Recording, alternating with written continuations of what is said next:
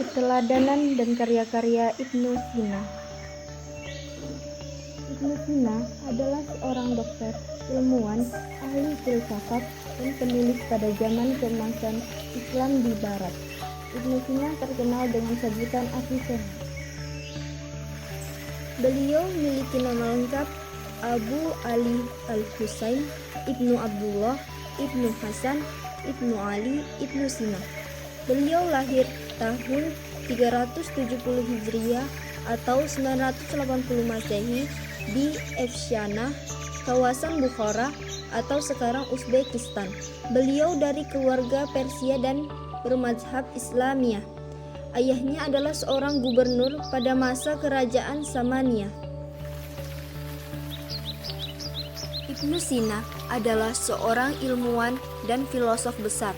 Beliau adalah sosok yang jenius, gigih, dan haus akan ilmu, dan memiliki daya nalar yang tinggi, dan banyak mempelajari sendiri berbagai macam ilmu pengetahuan dengan mudah. Suatu ketika, saat beliau membaca buku metafisik karya Aristoteles sebanyak 40 kali sampai beliau menghafalnya. Hanya saja, beliau tidak memahami isinya. Meskipun begitu, beliau tidak putus asa. Beliau tetap mencari buku yang bisa menjadi kunci untuk memahami buku Aristoteles. Akhirnya, beliau pergi ke suatu pasar loak khusus buku filsafat dan menemukan buku karya Al-Farabi sebagai kunci.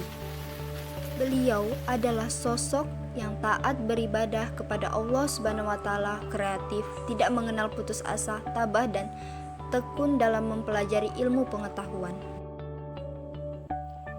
Ibnu Sina juga terkenal sebagai dokter yang handal. Beliau dapat mengobati berbagai macam penyakit. Keahliannya di bidang kedokteran menjadi tambah terkenal lagi ketika suatu hari beliau menyembuhkan penyakit Nuh Ibnu Mansur, seorang penguasa di Bukhara. Ibnu Sina banyak memiliki karya tulis. Ada pendapat yang mengatakan bahwa karya tulisnya mencapai 200 buku. Sebagian pakar lainnya menyatakan bahwa karya tulisnya sekitar 100-an.